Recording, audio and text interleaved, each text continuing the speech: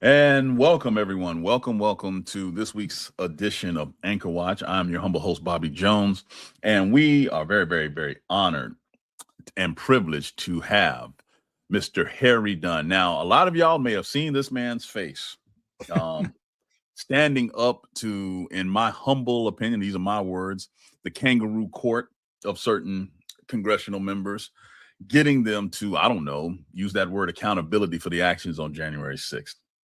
But now, he already showed courage and leadership under fire. Now he's trying to take it directly to the same body of people that did not have the testicular or ovarian fortitude to stand up for what is right. And Harry Dunn is running for Congress. Harry, thank you for joining us today. Thank you, Bobby.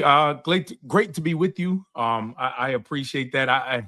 That's a great analysis what you gave there. The testicular or ovarian fortitude to do what is needed to be done. So that's a spot on analysis right there. No, I mean, let's just be very real, people. I'm old enough to remember when a certain political party talked about being the law and order party, right? Yeah. And now we're seeing this backpedal. But before we get into that, I need people to understand who you are and where you came from. So if you can just give us a little bit about your background and then how you wound up basically being that thin blue line on January 6th. Yeah, man. No, I appreciate that. So, I came from my father was an Air Force veteran. I was born on Andrews Air Force Base. My mother worked in the insurance field, helping people as an analyst and helping with people with their claims. And just came from, we weren't rich. We were a middle class family, just trying to make it. Parents working hard. I have 4 sisters, the only boy. So I have that like protector spirit just enabled in me, like, having them trying to bring boyfriends home. It didn't go well often. But no, I mean, just a family that's full of love. And, we had everything we needed. And, it just came from just humble beginnings. I played football at James Madison University. Go Dukes. And they were in a lot of people's mouths at the Oregon game and everything like that. But shout out to the Dukes, the great program down there. But just had the opportunity born and raised in Prince George's County, went to Surrattsville High School, and just local in the area, just a DMV kid, if you will. Joined the Capitol Police. Another thing, a lot of people don't realize, I was a Capitol Police officer 12, 13 years before January 6th. So I had already majority of my adult life in public service, given away to serve my country, my community, and just help people. Just help people. Simple, right? Simple concept. Just help people that need help. And obviously people know me from January 6th. I don't believe on January 5th, 2021, people knew that Capitol Police even existed. Yeah. On January 6th, the entire world knew that the Capitol Police existed. And like I said, while I'm one of the few familiar faces, I want to acknowledge my coworkers because it wasn't just me. I was an individual part of a group that actually did the work. So I don't accept any praise without passing it on to my coworkers and acknowledging them too for what they did on that day. The thing that I am, if I could say I'm proud of myself for doing, is continuing to stand up, because a lot of people did their job on January 6th and then that was the end of it. However, that was the end of it for me as a police officer. But the work that I've continued to do from that day until now is because I love this country. I'm a proud American citizen.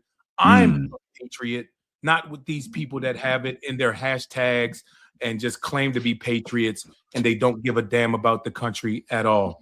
So that's one of the things I'm most proud about, is that work I'm doing as an American citizen who loves this country, who desires it for it to be better. So that's I'm proud of that work. I love it, Harry. I love it. Yeah, and I'm glad you jumped on the patriotism thing. I had a video, I guess, that went viral last year where I talk about all these dollar store, dime store patriots, they slap a sticker on their car. They sit there and talk about "Don't tread on me" as they drive their 2026 Jeep Wrangler to the lake house for the hadn't sacrificed a damn thing. And the reason I say that is because that's patriotism, sacrificing. What are you giving up for everybody else? And I was in uniform. I was in command in Virginia Beach watching what y'all went through on January 6th. Yeah. And two things jumped out. Number one, this, make no mistake, was incited by the current president of the United States. Period, point blank, end of discussion. This is not up for debate. And the second thing I did, I called home to my parents and I said, this is terrible, but understand this. If they order us to Washington, D.C., because we were a mobile expeditionary squadron. Because we're only 3 hours away, whatever. If they order us to Washington, D.C., and we have to turn our weapons, they want us to turn weapons on American citizens, I will belay that order. I'm not going to do it because of the Constitution. And I go, and I literally said this, I don't know how long the Capitol Police can hold out. That's all I kept saying. I kept watching formations and how y'all were trying to literally hold the line and this, that, and the other. And I got angry. I got angry that night because Congress came back and they were like, hey, we're still here, the government, blah, blah, blah. And they did not impeach Trump on the spot. Sure. I will, but real quick, I'm glad that you said Congress came back later that night, because that's one of my proudest moments as a Capitol Police officer, because a lot of people don't know the mission statement for Capitol Police is to provide Congress a safe atmosphere or environment. I'm messing out word for word. I've been removed from the department for about 3+ years. But create a safe environment for Congress to be able to fulfill their constitutional responsibilities. Now, as ugly as January 6th was, it was very ugly. It's my darkest day as an American citizen. But one of the darkest days of American history. There have been a few.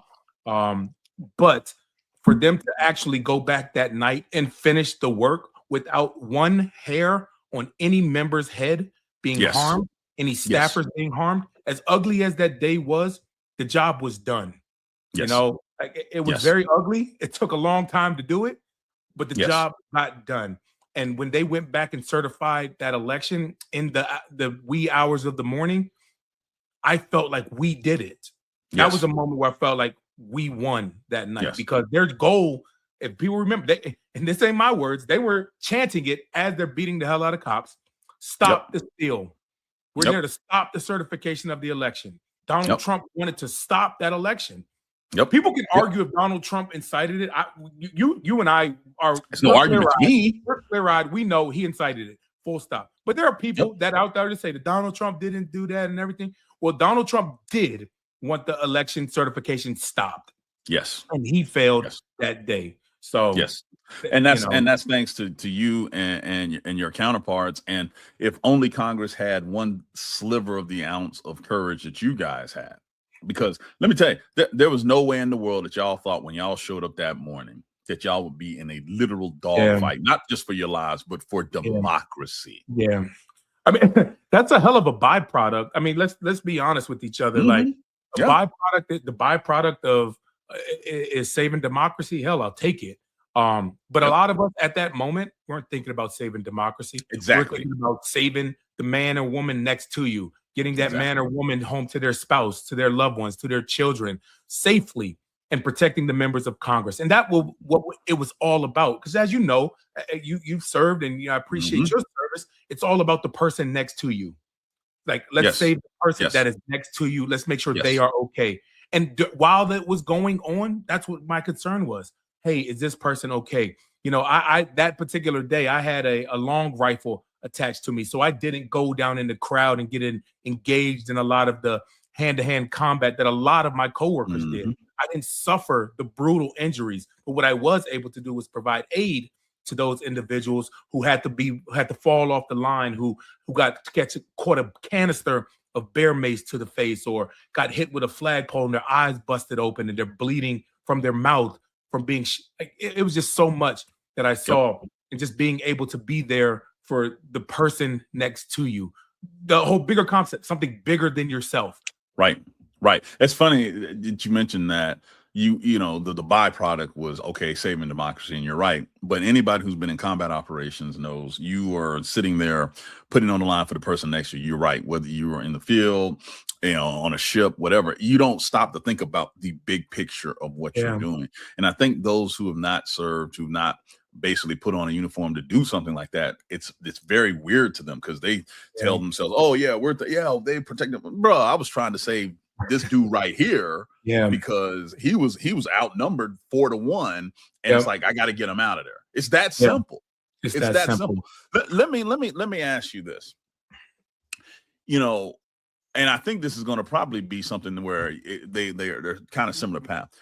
When did you realize that that the president of the United States was possibly going to pardon those people up to 1,600? And then when did you make your decision to run for Congress? Yeah, so Donald Trump said, and you know what? I remember going on my phone immediately. I think it was 8 p.m. on January 20th, 2025, when he got sworn in, when he announced in the Oval Office full and unconditional pardon for every single J6er. And I believe that's the quote that he used. And I didn't look that up prior to it. It's seared in my memory. And at that time, my phone started blowing up from a lot of reporters wanting a quote, and a lot of friends, like, you know, and I didn't do a lot of media that day because I was crushed. I was devastated. The thing is, Donald Trump made that a campaign promise. You know, listen, I appreciate everybody that is upset and that was upset and continues to be outraged about the pardons. I can appreciate that. However, I cannot look past the fact that enough people weren't paying attention, because Donald Trump didn't hide this. Similar to what we're seeing now with Project 2025. A lot of people are saying, how could he do this? How could he? It was all out there. So my response to that is, you weren't paying attention. Like, listen, I appreciate people that are pissed off and angry, but we had an opportunity to stop this, which is one of the reasons why I worked so hard after I lost my first congressional race to help Kamala Harris get elected. You know, because we knew what was on the line. Not only it was just an honor and a privilege to just elect her, because I think the world of her. I think she's great. But while doing that, being able to stick it to Donald Trump too, it was like, this is a no-brainer. Let's do whatever we can do to stop this dude, because this is going to happen. So I knew that the pardons were coming because Donald Trump said it. He made it a campaign promise. He said it. And even in court, and all the Republicans in Congress right now, when the pardons happened, and when they were being floated after he won, they were like, "Oh no, he's not going to pardon the violent ones that assaulted police." And they said that. They said it. You know, Katie Vance said, "Hey, we're look at it." And Mike Johnson said, "Hey, you know what? These people that assaulted police officers, they should not be pardoned." They don't care. Donald Trump did it, and you know what? None of them, not one, pushed back against it. Not one. Right. What's interesting too is a lot of them, a number of them who were pardoned have gotten right back in trouble with the law. Yeah. Right. And I think to date, there are 33 that have been rearrested and or killed after they received the pardon. A second chance at life, if you will, and have just thrown it down the hole. But to go back to answer your question, the other question, you said, when did I decide to run? Look, like I said, I mentioned I ran before, and I lost my congressional race. And you know, I am proud of the work that Congresswoman Sarah Elfreth is doing. The Maryland's 3rd congressional district has a fantastic representative. However, a loss in an election did not deter me from wanting to continue to serve. And I believe that if a loss keeps somebody from running again, then they need to reevaluate internally. Why are you running? Because the desire to serve did not go away. The desire to fight and hold this dude accountable and this administration accountable did not go away. In fact, it intensified. So, Maryland, I think Maryland has, if not the best, one of the best delegations in the country. We have, so I don't believe in, primarying, especially here. Like, we have some great, so there's not going to be, I'm not going to primary any of our, we do great. We got Jamie Raskin and Mr. Congressman Ivey, and, there's so many great people, and the great Steny Hoyer. And once he left, that created an opportunity, Right. right? And that's all. A lot of times, that's all we can ask for is an opportunity. So when he Well, retired, that showed an opportunity, and it's no longer a hypothetical. Hey, will you think about running again? right, Sure, yeah, I will. right, But I right. was like, okay, I got to make a decision. So, like many people, I sat on my couch on a Saturday and watched Alex Preddy get murdered in Minnesota. And I had been Mm, contemplating it for a while. I was contemplating it. I wasn't decided then. But watching that, I called somebody. I said, I have to do this. Like, they murdered another person. mhm, Like, we have to do something. Like, mhm. obviously, what we're doing now is not working. We have to do something more. And I said, I cannot sit on the sideline and just hope our way through this. Like, hope is great. Hope is great. But we're not going to hope our way out of this that we're in right now. So let me ask you this, Harry. Based on your experience and what you have seen and actually gone through, what would be your priorities if elected to Congress? What are you going to be driving? Yeah. So obviously, right, this is personal to me. Donald Mhm. Trump personally affected my life, Yep. personally attacked me, his supporters. So obviously, accountability is first and foremost at the Mm. forefront for me. However, so many of all roads lead back to Donald Trump when we think about it. Healthcare, Yeah. affordability, like Mhm. those are the things that are affecting so many people right now, myself included. You Yep. know, I'm an individual that I made the decision. Oh, am I paying my electricity bill or am I paying my water bill? Who's got the higher late fee? I do that currently. Like Wow. so like I'm not at a place where I'm like, but you know who is? His billionaire buddies, Mm. the tech bros, Mm. the big ugly bill that he passed gave them all kinds of tax breaks. Meanwhile, the middle class is being hammered, Mm. and nobody is Mm. pushing back against it. Nobody is fighting for us, the middle Mm. class, the working Mm. people.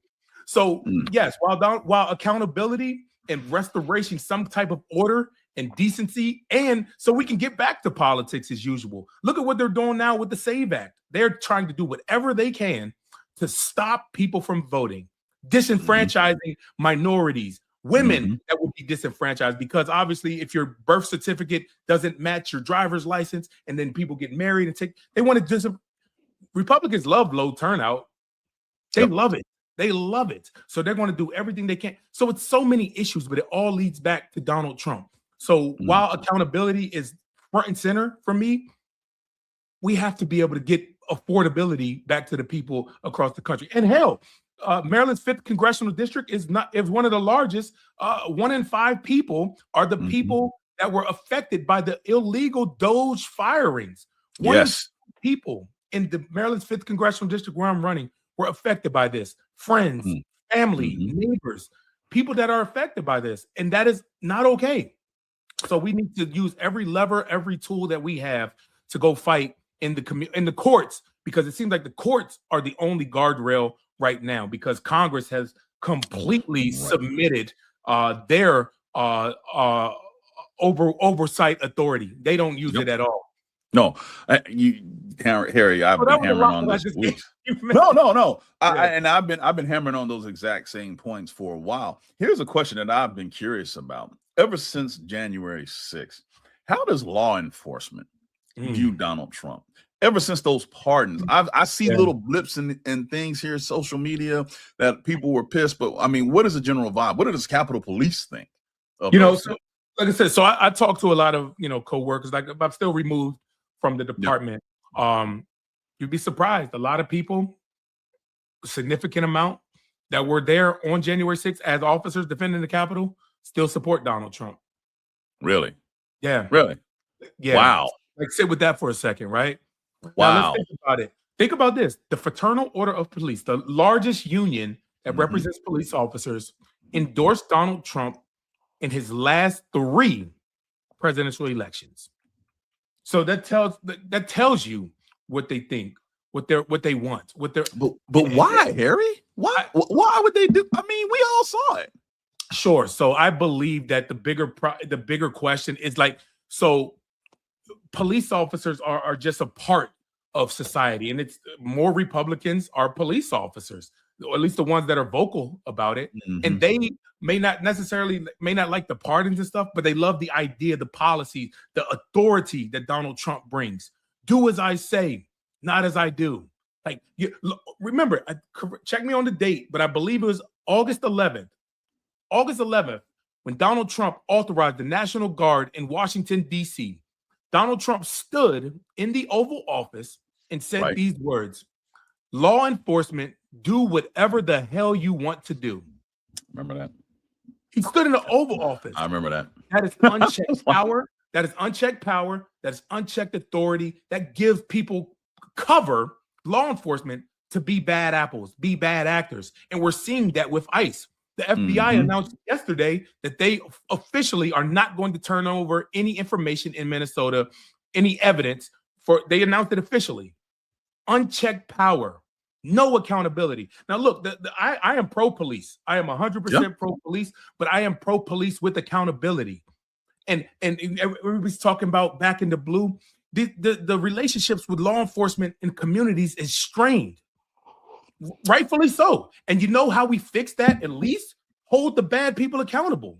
Absolutely. How are we going to get any trust or faith restored in law enforcement if we're not holding people accountable? So, like, man, listen, and I can keep. Man, we could talk forever. But listen, the George Floyd Justice and Policing Act. I would encourage every single person to go look at the main bullets. I think it was 7 main points. I don't have the notes in front of me right now, but all of them are common sense approaches. I guarantee that if that bill was named the Donald Trump Justice and Policing Act, it would pass with no changes to it. Because it's a common sense approach. I encourage every single person to go look right now at the George Floyd Justice and Policing Act that the House did pass, that the Senate refused to take up because Tim Scott and Cory Booker couldn't agree on qualified immunity. I encourage everybody to go look at it right now. But I guarantee you, if just you change the name of it, the Donald Trump Justice and Policing Act. Wait, Harry, are you telling me what the only 2 black senators in the United States Senate could not agree on qualified immunity? Woo! So I took it as I tried to meet with both of them, and I did. I had some meetings with their staff and everything. Like, we have to get this done. Listen, there are too many people that are suffering, and law enforcement is suffering because the community doesn't like them. We need to put law enforcement in the best position for them to be successful. And having the community hate their presence is not a position to be successful. And they don't do that. So Cory Booker and Tim Scott, the Republican and the Democrat, 2 black gentlemen, were coming to the table to actually try to hammer out the differences. What can we do here? And the hang-up was qualified immunity. You can go look, like, everybody go research it right now. The hang-up was Tim Scott was for it. And he said, we have to have this. And Cory Booker, I believe, was pushing back. But just because 2 people can't agree does not mean that there is no need for police reform. Agreed. Let me follow it up with a more current question then. You know, DHS, Department of Homeland Security, looking at, hey, no money because Democrats have drawn the line saying we want these reforms. Let me clear something. Go ahead. I'm glad that you brought that up because the DHS right now, the part is shut down right now because, like you said, the Democrats drew a line in the sand. It was about ICE. However, ICE is fully funded even with this shutdown because of the big, ugly bill that passed. The funding was in there. So now I appreciate this stance that they're taking, sure. Like, we're not just going to write blank checks with zero oversight, zero accountability. I mean, look how long it took to get some of these secretaries to show up in front of the House of Representatives, the oversight committees. They didn't show up. When they came there, they acted a fool and just did, and I'm looking at you, Pam Bondi. She acted a fool just to do for some talking points. They're asking her about oversight in FBI. She's talking about the stock market. Yes. Give me a break. Shout out to Jasmine Crockett, though, during her line of questioning, refusing to ask a question because you knew you weren't going to get your question answered. And that's the type of fighting that we need. And, shout out to her in that moment right there. But the funding for ICE, like you said, the funding for ICE was already there in the big, ugly bill. So, like I said, I appreciate them digging their heels in, but the funding was already there. Stand with the law enforcement piece, right? And President Trump has this habit. He loves going in front of military or law enforcement when he wants to look tough. He was just at Fort Bragg again this past weekend, basically giving a political speech to people he should never, ever, ever be giving a political speech in front of. That's armed, U.S. military troops. Yeah. Do you think that there is a way back? Because right now you've already hit it. ICE polling very low, right? Law enforcement in general is now being looked at with a certain level of disdain. And, and the Black community has always been there, and there's historical, legitimate reasons for it. Sure.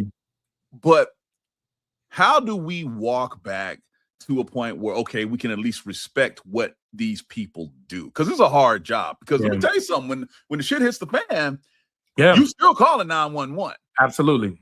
Absolutely. How do we get back? Yeah, I do think we can. It starts with transparency and accountability. That there's literally there's no magic pill, but you have to be transparent and you have to hold people accountable. That is how you make your way back. And first of all, we don't do that without the Democrats in power. So that's first and foremost. True. We have to get some adults at the table.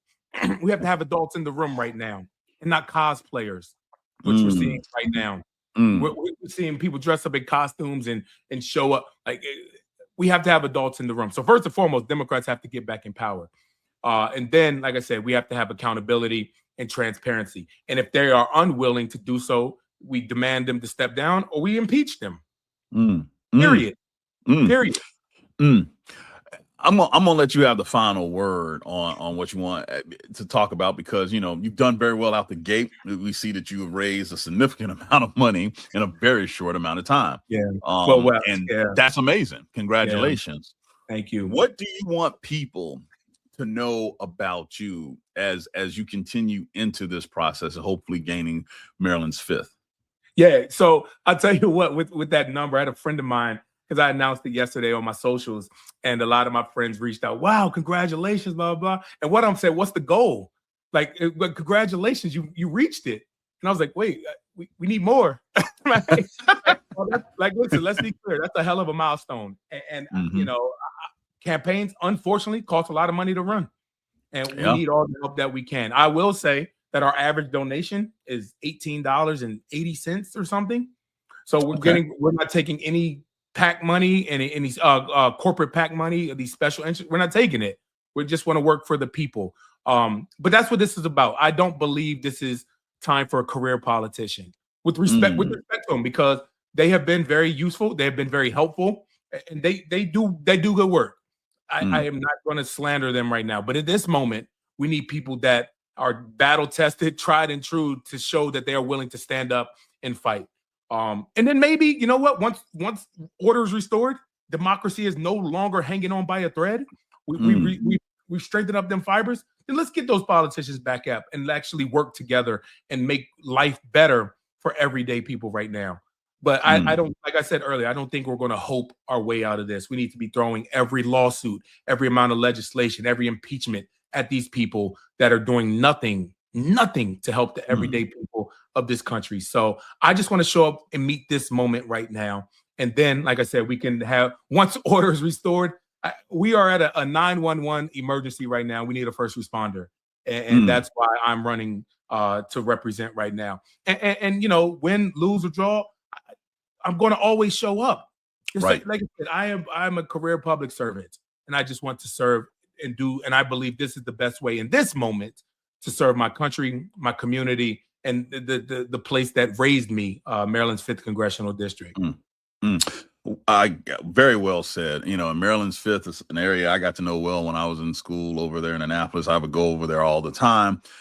The people deserve better than what just their proximity to DC and everything that's happened, because Trump is right there. The job loss because of Doge, all of that stuff.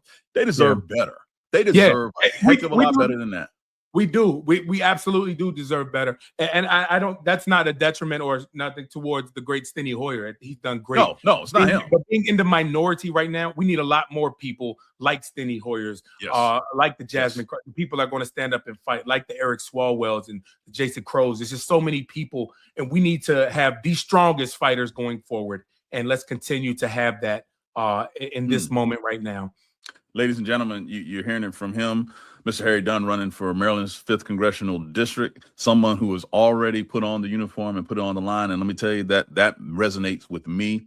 People who have already said, I'll do it, I'll go.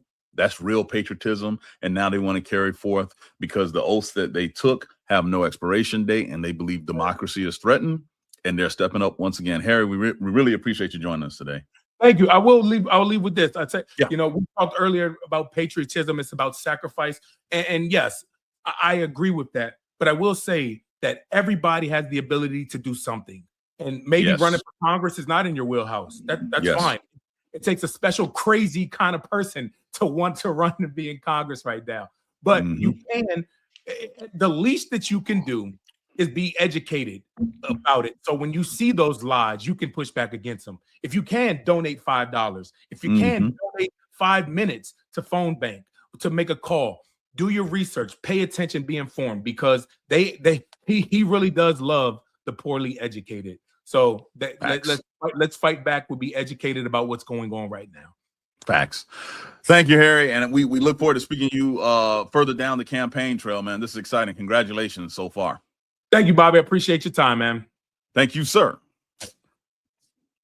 And ladies and gentlemen, we got to see this man stand in front of Congress and try to hold people accountable. And we saw how Congress responded. Him, one of our great hosts on this network. I mean, there are so many people who are trying to get justice and accountability in the fallout of Trump's reelection, whether we're talking about Epstein survivors, whether we're talking about January 6th survivors, people who just want accountability. The one thing that I'm old enough to remember the Republican Party was supposed to all be about. And yet here we are, and it is not the case. I want to bring Sam in real quick, just to get his impressions and thoughts here. How you doing, Sam? Hey, Bobby, how are you? Doing great. Well, first of all, what did you think of Mr. Harry Dunn? I mean, we've had Harry on before. He's just one of a kind. I mean, he just is. And I loved your conversation. I could have watched it. Like I could have just continued watching that indefinitely. It's fantastic. It's fantastic to see people like him step up, because Lord knows they've done enough. They've already done their fair share.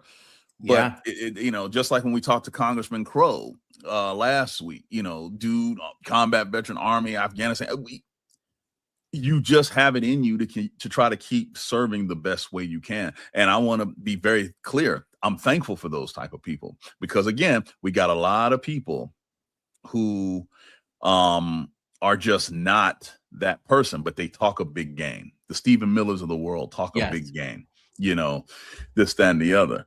I want to kind of shift gears here before we get out of here and just talk about something that I think deserves to be talked about, and that's the passing of Reverend Jesse Jackson, civil rights icon, obviously from Greenville, South Carolina. Originally, my mom actually went to the same high school as Jesse Jackson there in Greenville, had the same teachers, as a matter of fact. But to show you just how far things have come in his lifetime. I mean, went to a segregated high school, segregated schools, all of that. People forget what he's seen. And the reason I want to bring this up is because he is the bridge. He is the bridge from Dr. King to Barack Obama. He was a young college student, college graduate that started working with Dr. King. He was on the balcony when Dr. King was killed. Yeah. Okay. And when people looked at him, when Obama was elected, that election night in 2008, and that family walked out, and he's in tears. I don't think people understand the trauma that man had saw. To have someone shot literally a couple of feet from you, Sam, dying, and they're pointing. And he had a decision to make. And make no mistake, Jesse Jackson, just like every other human being on this earth, is not perfect, was not perfect. But he had a decision to make. For me, the first time I was really exposed to him, I saw an old video of him, talking at what was called a Wattstax concert, one of the famous concerts in the 60s, Black artists in California, and the whole "I am somebody" speech that I heard for the first time. I was like, oh my gosh, what is this? Didn't even really know who he was. I was so young when I saw the clip of it. And then being here in Atlanta, I remember watching his Democratic convention speech in 1988. I was 10 years old. I watched it live. And I was like, oh my goodness, without him, you don't get to Barack Obama 20 years later. You simply do not, you know. What did that feel like for you watching that speech? It made me feel like there is a bigger world than where I was at, to be honest with you. Atlanta, this is one of the reasons Trump has gone after Fulton County, where Atlanta is, why they raided it. And he hates Fulton County. He hates Atlanta. Atlanta is a unique area because of Dr. King, him being born here, him being buried here. Atlanta changed the game nationwide because Maynard Jackson, a Morehouse graduate, became mayor in 1972. He was the first Black mayor of a major southern city. And he was very declarative on how he was going to open up businesses and an opportunity. And it coincided with another person who passed away recently, Jimmy Carter, being governor of Georgia, someone who was a great person that tried to get racial equality and had more Blacks in his cabinet in the state of Georgia than anybody prior to, right? They working in conjunction with Andrew Young, who marched with Dr. King, right? And Jesse Jackson, who moved down here and was there, and all of this thing. So to grow up in Atlanta, in the you know, born in the 70s and the 80s, I got to see what empowerment looked like for people who looked like me. But to see Jesse give that speech, it was like the crystallization of all of that, all of that, right?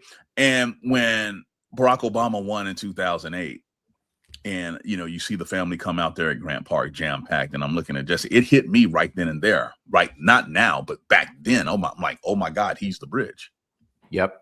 He's the bridge. You don't get here without Jesse Jackson. He helped change the Democratic Party process for primaries. Back before him, it was winner take all in every state if you won the primary, as far as the votes and delegates and this, that, and the other. He made it proportional. Without it being proportional, Hillary Clinton wins in 2008, not Barack Obama. Right.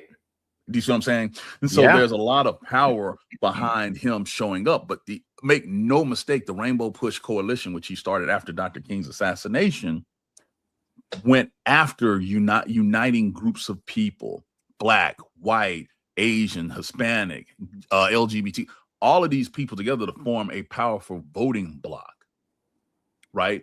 And you know you're doing something well back in the 70s and 80s when old Jim Crow types like Strom Thurmond hate you. Yeah. You know, and so Jesse Jackson's passing marks another, in my mind, another marker of, okay, guess what, people? That previous generation is gone. That did all that fighting, civil rights. That's his generation. You now have a democracy that is proactively under attack. Proactively every day. What the hell are you, the children of that generation, going to do? It's that simple. It's that simple. I tell people all the time, Reagan had it, you know, Reagan had his issues, believe me, but he was right about one thing. Democracy is not a birthright. You must pass it to the next generation and protect and fight for it.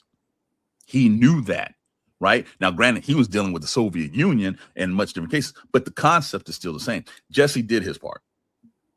He did more than his part.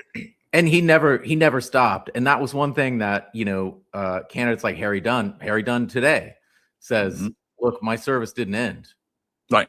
I'm still in this. And you want to know how successful and how scared they are of candidates like Harry Dunn?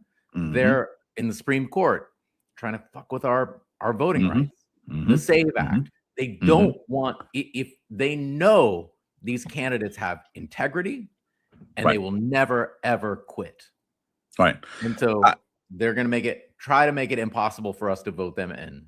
Right. They're going to make it hard. I did a video last week talking about the reason Fulton County was raided was because they're trying to raise as much doubt as possible. And the narrative, if you've noticed, Sam, they started talking about, we don't want illegals voting. That's what they're saying with the SAVE Act, because they want to send ICE, the personal Gestapo, to voter precincts. That's what I think is going to happen. They're going to try to send them to heavily minority areas, right, where they can sit there and say, well, there are illegal immigrants that are trying to vote, so we'll have ICE there just to make sure, which is a form of a voter intimidation. Yep. Right. And they will show up and they will try to drive down the voter turnout number. I think they will be sorely mistaken. I think they are grotesquely miscalculating. I think one of the things that's different between Jesse Jackson's generation and my generation is my generation, the Gen X, etc. We love when people tell us not to do something, number one. And number two, we were raised on alternative and punk rock and hip hop, the two biggest voices of anti-establishment. If you think this is going to be, everybody's going to sit there in their suits and ties and just be calm and not vote because you said not to vote, you are in for another thing coming. Minnesota, the nicest people in the country, showed you that. Those people are nice. They're fantastic up there. But they were like, not today, not here, not now. Right? Yep. So imagine you try doing this in Atlanta, Georgia, where Dr. King and Coretta Scott King are buried. Try it. That's all I'm going to say. Try it. That's a city that helps set hip-hop culture all over the world. Knock yourselves out and try it. If you think we're not going to show up to vote. We're the reason Donald Trump didn't get back in the White House. Atlanta, the metropolitan area, which is why he raided us. And we will do it again. We will do it again with his agenda, with his people, this, that, and the other, because we understand what the heck is going on here. Yep. Look, Jesse Jackson stood on that balcony that day, and he persisted. And he said, I'm not scared of you. Right? Harry Dunn defended the Capitol, and he's persisting. He's saying, I'm not scared of you. And that's our example. We show up to vote. We show up, we scream as loud as we can, and we let them know, I'm not scared of you. Right. Right. That's exactly what it boils down to. I mean, I don't think we give Jesse Jackson enough credit for saying I'm going to continue to fight when his mentor is literally taken out right next to him. It could have been him too, but he's like, I will continue. I don't know how many of y'all would have made the same decision, but he did. And that's how you got Obama. That's how you got all of these things that happened and changed. Think about it like this. You get Obama, the ripple effect, gay marriage legal, Affordable Care Act, all these things, because that young Jesse Jackson said, I'm going to keep fighting, even though my mentor is in front of me, dying, bleeding out. Yep. I saw the interview where he talked about, he said, Dr. King, can you hear me? Dr. King, can you hear me? And there was no response. And he got choked up talking about it. So do not come with I'm not dealing with the slander today. Not. And I sure as hell am not going to deal with the slander when who we have in the Oval Office is nowhere near the guy that we just lost. And I think that's a perfect time for us to go out. Sam, you said you had something you wanted to show us on our way out. Yeah, we'll say goodbye and then stick around because this will run. It's just a short clip, and it's just it kind of defines who this guy was and who we all can be. So, Bobby, thanks for that interview with Harry. That was a banger. And we're gonna replay this show tonight at 2 PS for all y'all. Yep. Thank you, guys. Thanks, everyone. See you, Bobby.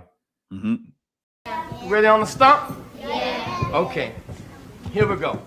I am somebody. I am somebody. I may be poor. But I am somebody. I may be young. But I am somebody. I may be on welfare. But I am somebody. I may be small. But I am somebody. I may make a mistake. But I am somebody. My clothes are different. My face is different. My hair is different. But I am somebody. I am black. Brown. White. I speak a different language. But I must be respected. Protected. Never rejected. I am God's child. I am somebody. Give yourself a big hand.